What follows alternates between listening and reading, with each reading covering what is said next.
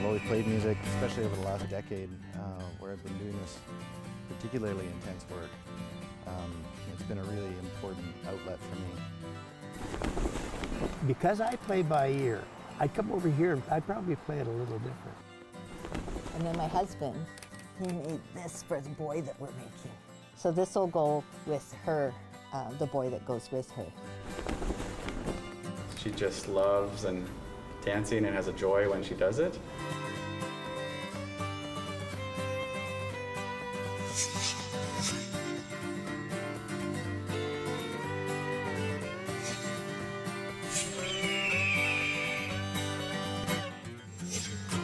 Tanse, and welcome to the third episode of MéTV. We started this show with the aim of highlighting Métis culture and achievements.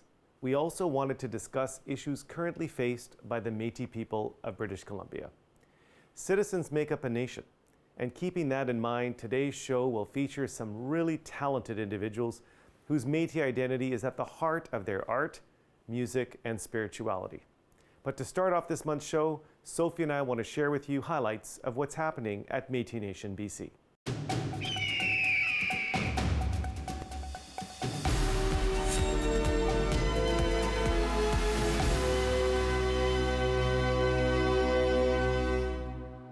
The last month has seen a lot of national news headlines in the Indigenous community across the country, including the discovery of mass graves on the grounds of an old Kamloops residential school. Métis across the country felt this deeply. Many Métis were forced to attend residential schools, and the repercussions of this are still being felt today. Dean Gladue, MNBC's Minister and Director of the Thompson-Okanagan region, issued a statement acknowledging the impact such a discovery has on the families and relations of all children lost to such a shameful part of Canada's history. On June 3rd, the Government of Canada released their Missing and Murdered Indigenous Women and Girls Action Plan to tackle the high degree of violence experienced by Indigenous women and girls. Citizens of MNBC were consulted through working groups that led to the development of this plan. The action plan was originally scheduled for release last year, but was delayed because of COVID-19. MNBC's full reaction to the action plan can be found on our website. MNBC can add a new award to our collection thanks to the hard work of our Métis Family Connections team. The program won the Government of BC's Child Care Award of Excellence for Partnerships. The award honors the outstanding achievements of individuals, organizations, and local governments who deliver exceptional early care and learning services. From beading patterns to colorful landscape paintings, Métis people are known for their distinctive art. Those distinctive motifs and more will soon be a much bigger part of the nation, with a number of recent projects coming out of the Ministry of Culture, Heritage, and Language. MNBC is currently looking for portfolio submissions by BC Métis artists for a rotating art exhibit at the new offices and a new branding initiative. The ministry is also creating a new advisory council to provide guidance to help support our artists and knowledge keepers of all kinds. You can keep up with the Ministry of Culture, Heritage, and Language by signing up for their Artist and Knowledge Keeper database. Do you have questions for the MNBC's Cabinet? Well, you'll get the chance to ask them at MNBC's Cabinet Town Hall Forum on June 30th. It will feature addresses from MNBC's Cabinet members and a live questions and answer period. That's it for News of the Nation this month. As always, you can stay up to date with what's happening at MNBC through following our social media channels. Thank you, Sophie. You recently visited Vancouver Island to film some features, and one of them was Moran, the Métis musician and academic. Tell us a little bit more about that, Sophie. Yeah, that's right, Daniel. So I was on Vancouver Island visiting Rye, and he actually created the music for our show. But he's not only an accomplished musician, he's also a very interesting academic and has done some wonderful things in the area of archives and history and recording of those histories in the Indigenous and Métis communities. Thanks, Sophie. Now let's meet Moran.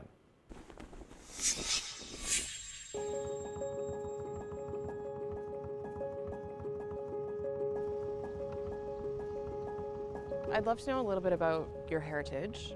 Did you always know that you were Métis? You know, I've really reflected on the question of did we or did we not know, because the story was always present. The histories were whispered, but they weren't really actively talked about. And so it was sort of a gradual process of comfort making, I think, within our family as we began to be a little bit more honest with ourselves. And I would say, for me, having lived the last 10 years right back in Red River, that was a hugely important part of my journey as a Métis person. It really helped me close the circle on some really important missing pieces, I think, in our family's history. So how did you first get into music? Well, as my mom tells the story, brought me home from the hospital, and then the first trip that I went on out of the house as a baby was to buy an organ. So I guess, I don't know, I just have always done music, I've always played music. It's really, I think, especially over the last decade, where I've been doing this particularly intense work, it's been a really important outlet for me. And it's not just a hobby. You actually have produced a couple of albums.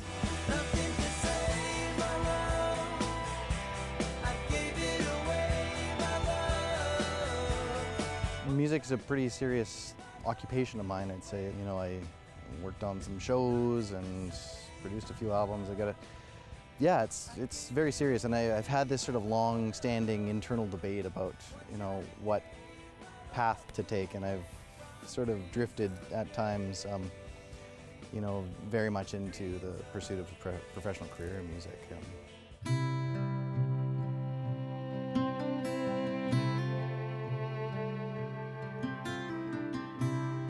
How did you first get into the field of Indigenous reconciliation? I guess in some ways the work of reconciliation started within myself, really, because I was reconciling my histories, what I knew, what I didn't know. So I was, you know, given the opportunity to work both on some very important oral history projects with First Nations people, Michif language projects with elders like Norman Fleury. And that sort of led me to the front door of the Truth and Reconciliation Commission. The commission gave me a call and said, you know, are you interested in doing some of this work? And I, quite honestly, I was not looking for a job. And quite honestly, I was also not the first choice of the candidate, but there I was. And, you know, here we are, 11 years later, reflecting on a very, very difficult week, honestly. I mean, this past week, we've seen the discovery of, you know, the graves of children at a residential school in Kamloops. And, you know, that is, that's hitting very, very close to home, because that has been a central and core part of the work that I've been doing over the last decade plus now, is to document and create a record of evidence that helps those families answer some of the questions they need answers and deserve answers to. Oh.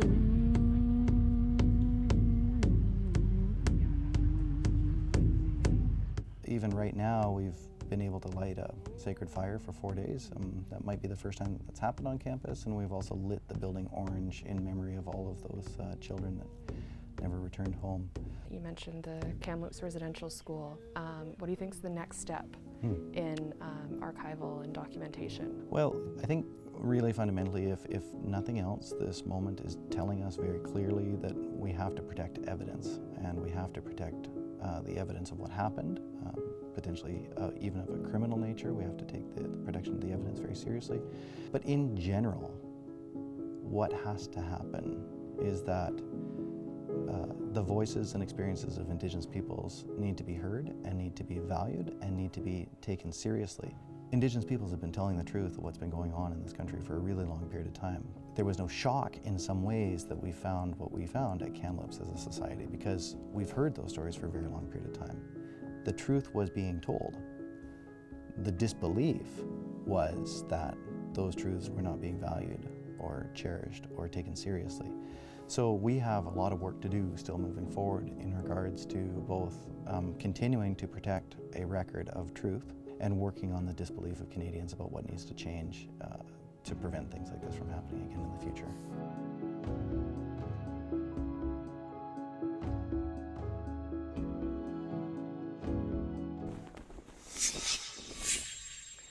What a great story, and what a great individual who's working so hard to capture our history, our academic record of our Indigenous peoples. It's wonderful. We're taking a short break, and when we come back, Lisa Shepherd meets Keith Hill for the newest installment of Kete Aya. Because I play by ear, I'd come over here and I'd probably play it a little different.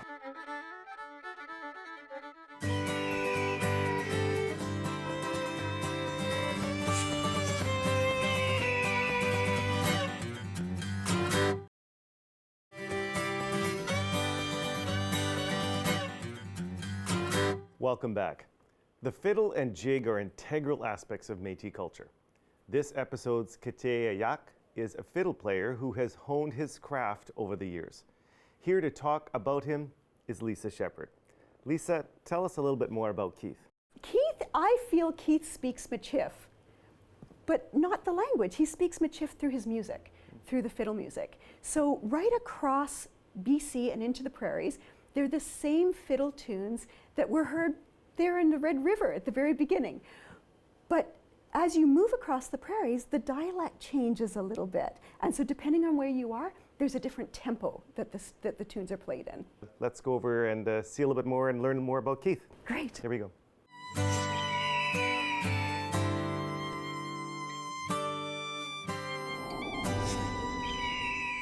Keith, I'm wondering if you would be open to talking to us, having some conversation, just sharing some of your knowledge about the music that you play. And I'd be happy to, wonderful. to do that. So I've got this offering of tobacco for you. Thank you. Thank you.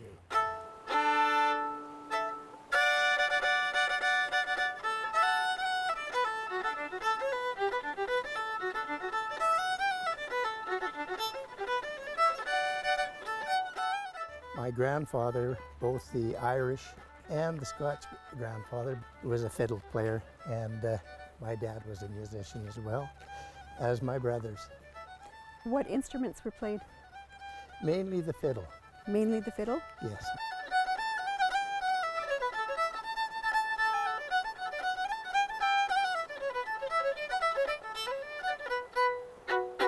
Doot, doot. I always have to have the Don Messer ending in there. So did you know you were Métis when you were growing up?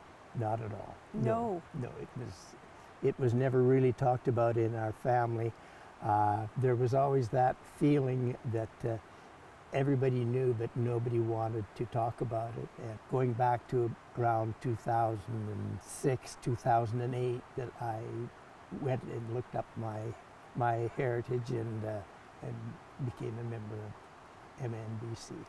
Keith, what is it that makes Métis fiddle music Métis music? Like, what makes it so distinct? Well, basic difference is that with the Métis, nothing was really written in music. It was all by ear back in the days, and I don't read any music. I don't know music. Everything that I've learned, I picked up by ear. Tunes have been changed just because there's either a beat maybe dropped or an extra beat added. From what I have been told, there's 4 beats to a measure. So 1, 2, 3, 4, 1, 2, 3, 4. Right. With Métis music, it's not 1, 2, 3, 4. A lot of the music you could ride a horse to.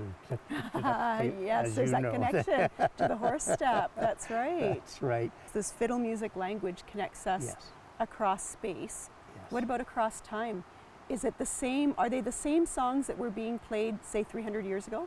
They're the same songs, the same basic melodies, but as I mentioned before, with added bars, dropped bars, and everybody, and because I play by ear, I probably would play the Red River Jig for you. Over there, I'd come over here and play it. I'd probably play it a little different, not just note for note.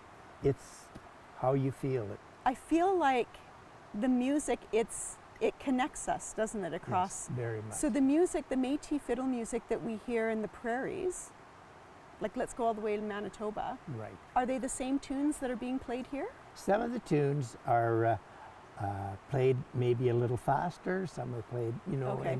and with tempos.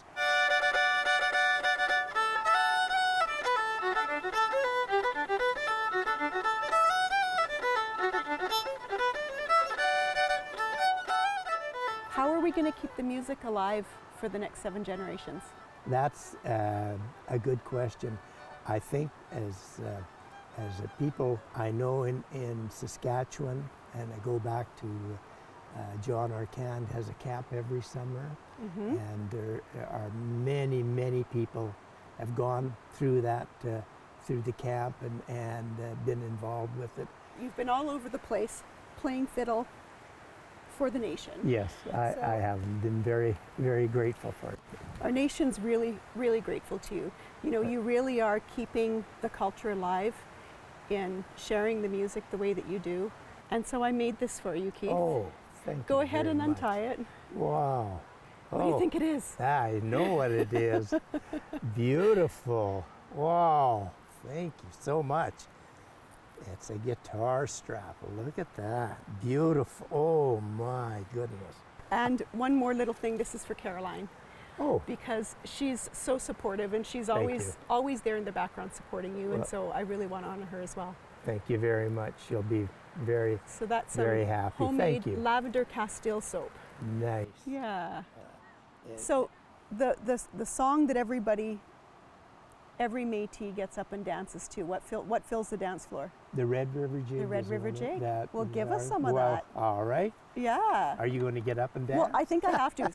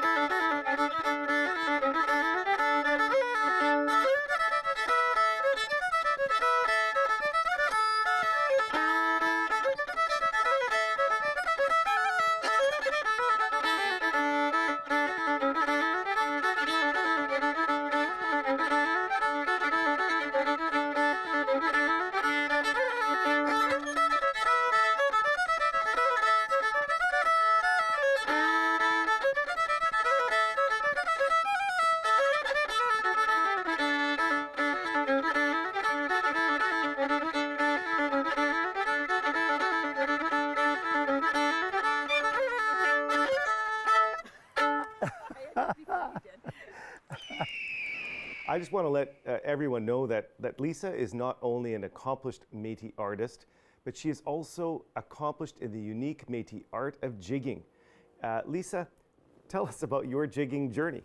Yeah, so I actually grew up not jigging, I grew up as a tap dancer. And it wasn't until, only about 15 years ago that I met Maddie McCallum, who I'm sure that you've met, and Yvonne Chartrand. And Maddie got me into jigging, and she kind of sneaked me in there. It was actually, there's a funny story to go along with that, but she encouraged me to come out and to dance with her. And boy, I had so much fun doing that and learning not just how to jig, but how it's connected to our stories and how it's connected to the land. Explain a little bit more about how it is connected to our culture and to our language. Yeah, so when you hear the jig step, the old traditional jig step, you hear that horse step, that Yes. sounds like a horse in a canter. And when you think about our culture and you think about things like the great buffalo hunts, our horses had to be so well trained.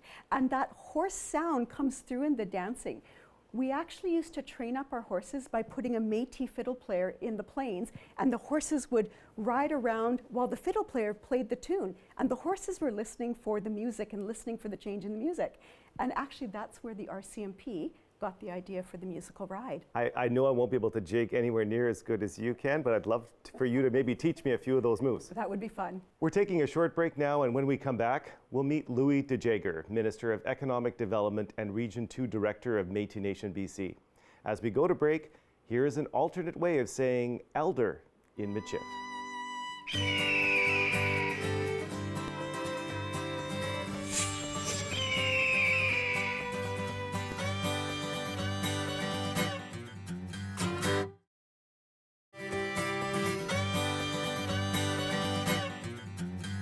Welcome back to MéTV.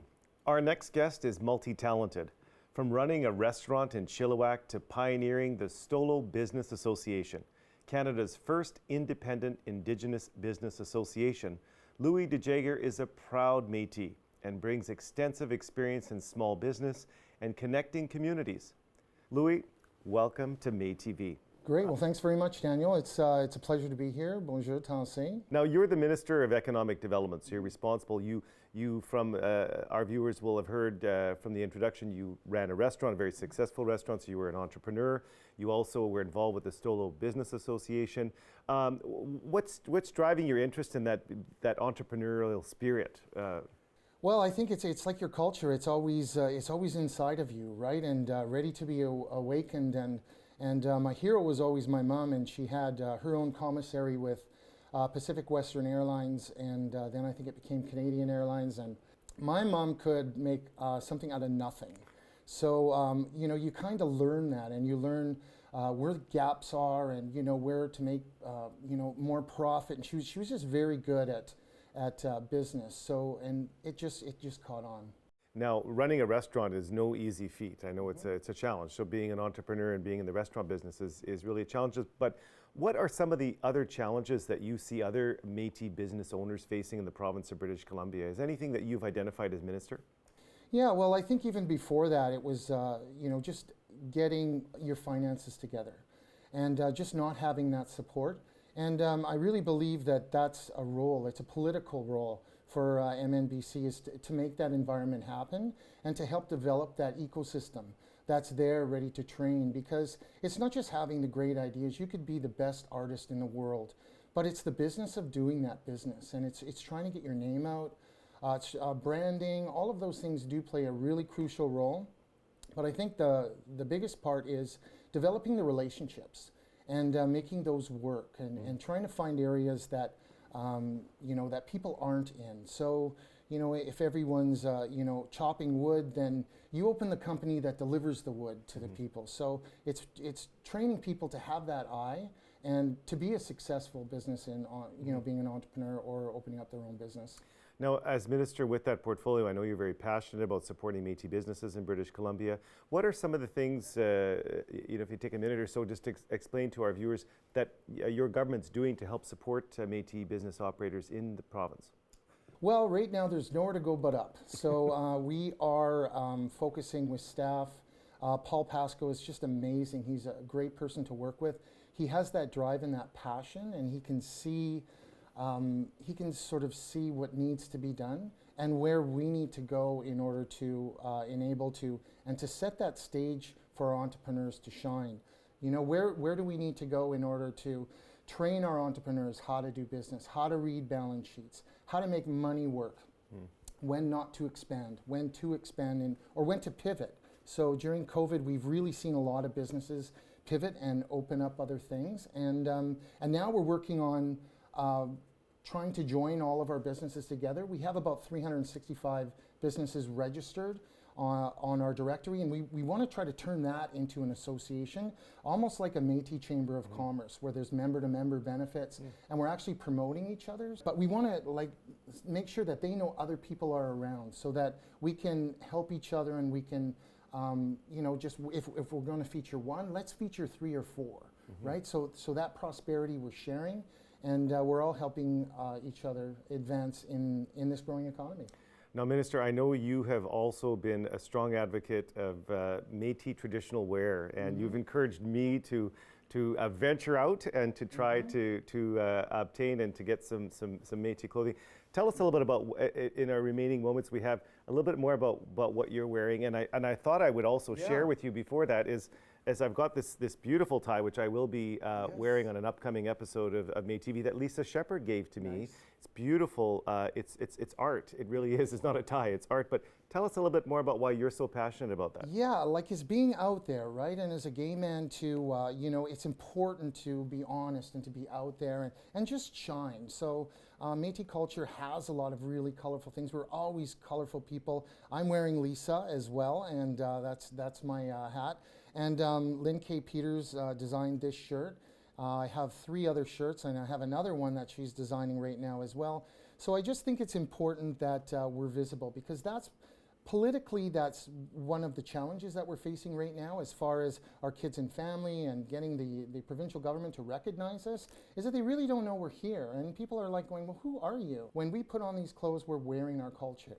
And I think that's important to explain and to be out there and and be proud, right? Be proud of our artists. I Oh, do have a gift for you, Wonderful. and this is actually the first piece that that I ever got, and it's from Lisa again, and it's a little brooch. So when you're wearing your business clothes, it goes right on. So I am proud because we don't really own our culture, we share our culture, and I would be honored if I could share that with you. Thank you so much for that, Minister. I'm going to be proudly wearing this. I know we'll be attending a lot more events this fall and into next year, so this will be proudly worn on my jacket, and means a lot for me to have received that, so thank you so much.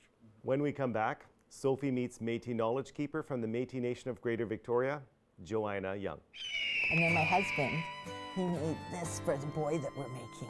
So this will go with her, the boy that goes with her.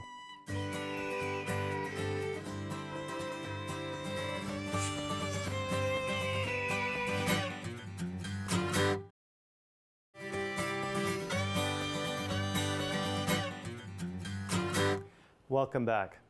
Sharing traditional knowledge is crucial to bridging the past and the present. Sophie takes us back to Vancouver Island now to the city of Souk to meet Métis seamstress and knowledge keeper Joanna Young, who is playing an instrumental role in passing on traditional knowledge to the local school children. For this segment, we're in Souk, BC, to meet a woman who's a creator of all things Métis, which she also teaches to local children. This is the house of Joanna.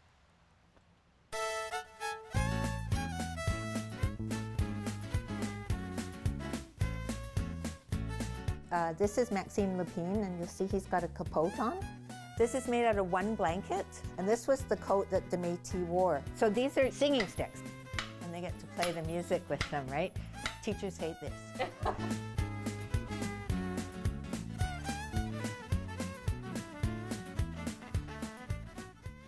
My mother died when she was 51. When I turned 51, I went to the doctor and he said, go home, make out your will, you'll be dead in 5 years. So I thought, oh my, you know, so many times I've went, I should have asked Mom, I should have asked Mom. So I thought I should make a family tree. So I was in St. Francis Xavier, where you can get all of this genealogy done, and gave them the information and told me, go home, come back tomorrow and we'll have it done for you. So I was like, bonus. So I went back the next day and they gave me a book, which is, I thought it would just be a piece of paper. And she says, do you not know who you are related to? And I went, no, I don't. She's looking through it and she goes, this is Howard Adams. And it was like a piece of the puzzle just dropped, and I had found what I sort of was missing all the time. So it's called an honor shawl, right? And she's going to have that. And then I'm going to put some fur along here. So she's got 2 strips of ermine. Wow. And then my husband, he made this for the boy that we're making. Oh, he made that? Yeah, isn't that fantastic? So this will go with her, the boy that goes with her. I want to talk a little bit about your career as well, because you have a really interesting career.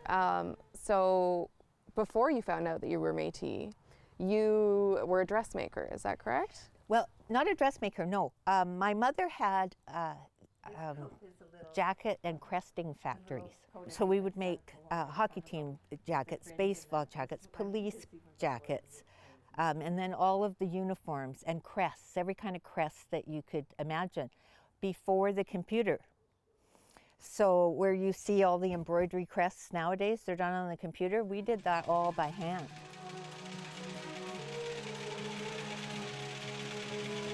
I worked for an upholstery place, I worked for dressmakers, I subcontracted for the movies to do historical costumes. One of the movies that I did for was The Snow Walker. It's called The Snow Walker. And Barry Pepper stars in that. And I had to make those jackets for Barry Pepper. In one fleeting moment,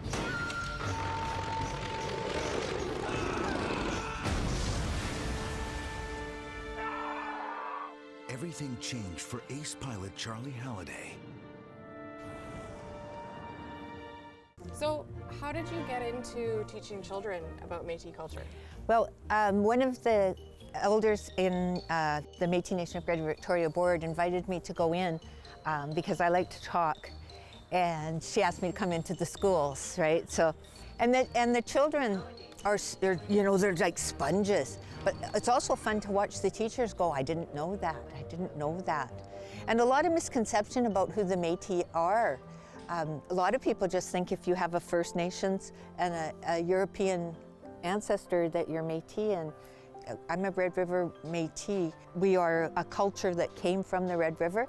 Own language, Michif, own customs, own food, everything is brand new. So that's why we're one of the Indigenous people of Canada's, the First Nations, the Métis, and the Inuit.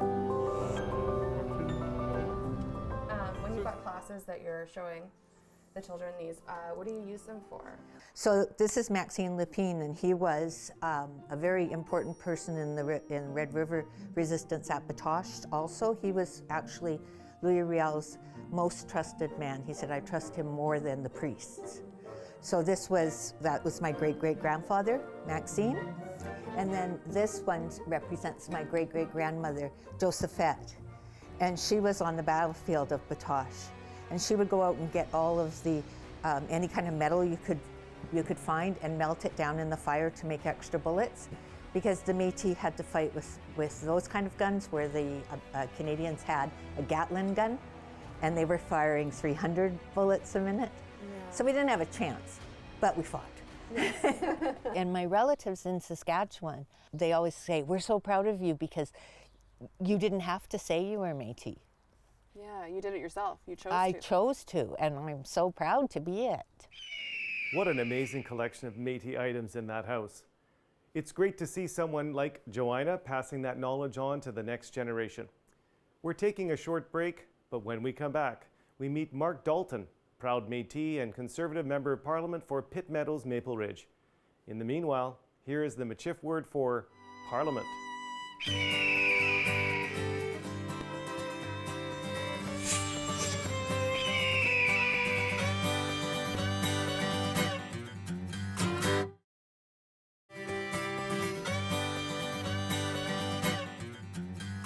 Welcome back.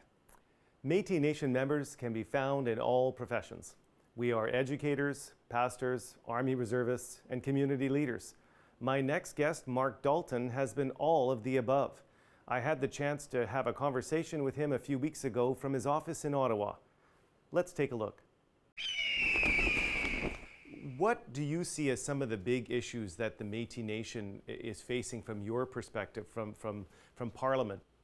You know, there's different legislation pieces that are going through right now. One is Bill C-15, which is on UNDRIP, and so that's a big issue. There are other issues too that do impact us. For example, even Bill C-10 on freedom of speech. So there's a variety of things that are really important. So Mark, I did mention to our viewers off the top that you are a citizen of the Métis Yes. Nation in British Columbia, full Yes. disclosure. And did you know you were a Métis your entire life? Is that something you learned later in life? Well, I knew that I had Indigenous blood. But it really came, it came later on as far as the awareness of my identity. Part of that had to do with my father. My dad was in the Canadian military. And he was actually his uncles attended they were day students at a residential school in northern Alberta. He actually went to a different residential school north of Edmonton. So it was, it wasn't something when he was younger that you necessarily were proud about as far as being Indigenous. There was a lot of, if you want to call it racism or just connotations that he wasn't comfortable with. And so it wasn't actually until he was retired and actually was applying for status. We just started discovering more just as far as our Métis heritage. So it has been a process with my father's generation and my own generation, and something that I'm very proud of to be a Métis, and my children are, and it's something even my extended family, that this is something that is very important to us, our heritage. Yeah, and I'm going to touch upon a little bit about your role Yes. at the provincial level in a moment, because Yes. I'd like to explore that and let our viewers know that. But before we do, a conservative government. So we're in a minority situation. We never know when the current government's going to fall or we're going to go into an election. What is the Conservative government doing to prepare to work with the Métis Nation and with other Indigenous peoples? Is it something that you're involved with or that you're participating in as you prepare and head to what will inevitably be a federal election in the next, probably the next 12 months? I think engagement is always important, to have those conversations. I know that I'm a member of BC Caucus. That we have 17 members of parliament in British Columbia, and we met with Métis Nation, the leadership, just I think a couple of weeks ago, and just hearing some of the concerns that our Métis people have nationally, but particularly here in British Columbia. And there's one issue as far as some of the funding allocation, specifically in health. And that was something that I've actually submitted an order, a question on the order papers to get some answers. Like, where is this going to tracking? Because there are 90,000 self-identified Métis in British Columbia. I believe about 24,000 of which are part of Métis Nation BC, and it's growing. It's strong increase in numbers. So that is something that I'm going forward with, as far as finding out where's this going, because a lot of there's different jurisdictions. So I think that engagement's important. So Mark, my final question to you is, there's a lot of young Métis people out there who are potentially thinking about getting into politics, and they might look to you and your career path as being an inspiration for them to get into politics. What advice do you have for young Métis people, or any Métis person, in fact, who wants to get into politics, be it at the municipal, provincial, or federal level?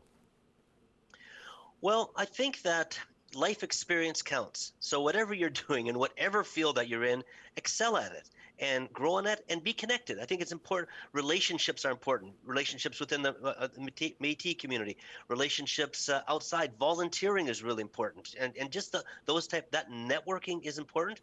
On the political side of things, then, I think being involved perhaps as a volunteer on a campaign or getting involved in boards, there's never enough people. So I think all those different things, they are important, and we're not just a talking head. We bring our life story into politics, and so the richer your experience, the more we know, the knowledge base, the relationships, that all helps. So I think that there's a training and developing and growing, and one step leads to another. So I encourage people to get involved. Thank you so much, Mark, for joining me on the show. Yeah, it's my pleasure. It was so great to speak with Mark Dalton. Never had a chance to meet him before. Obviously very prominent Métis citizen in British Columbia.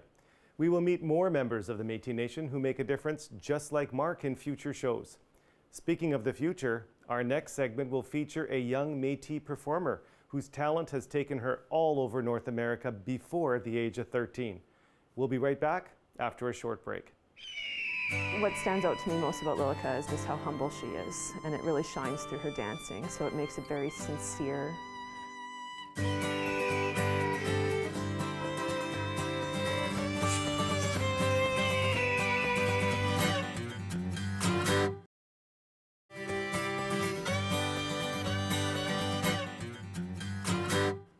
Welcome back.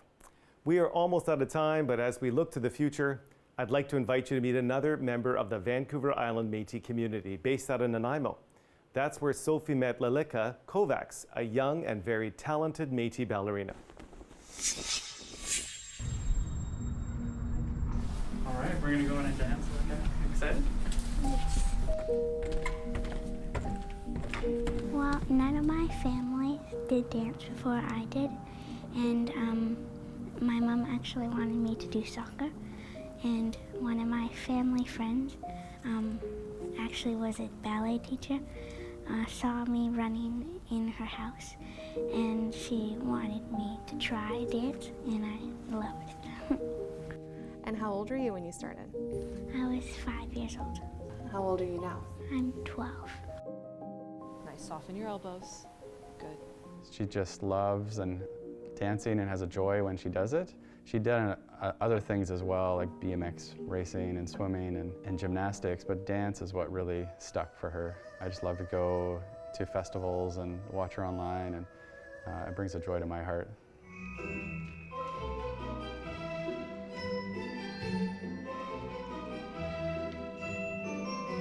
I've been teaching Lilika for about 5 years. Beautiful.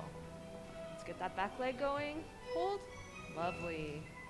I think what stands out to me most about Lilika is just how humble she is, and it really shines through her dancing, so it makes it very sincere, and that really draws the audience in. What's one of your favorite performances of hers? Oh, I would have to say that one of my favorite performances of hers is dancing Clara in the Nutcracker.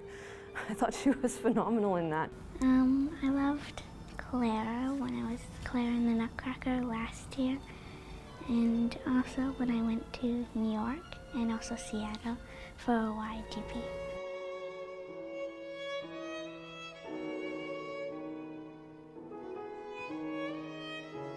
Did you always know that you were Métis?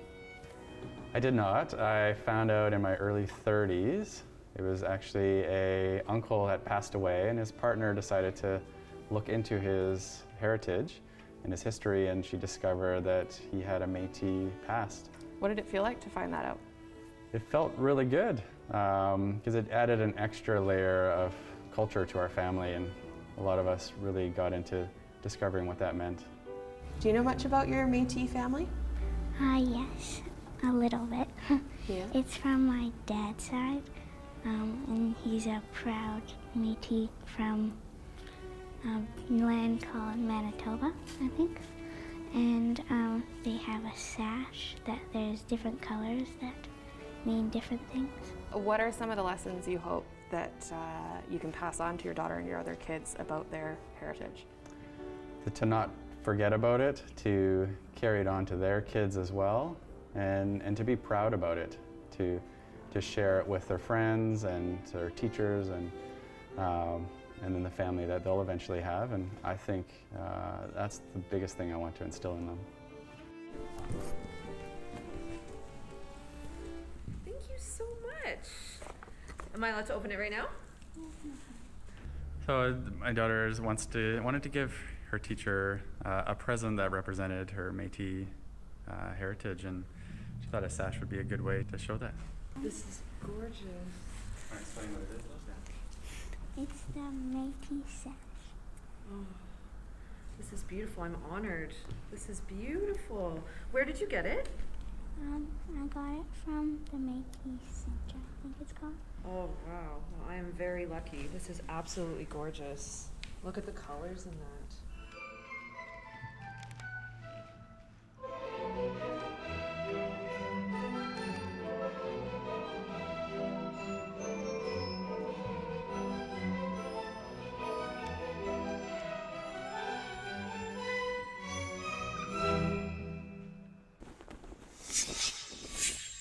Wow, what an inspiring young woman.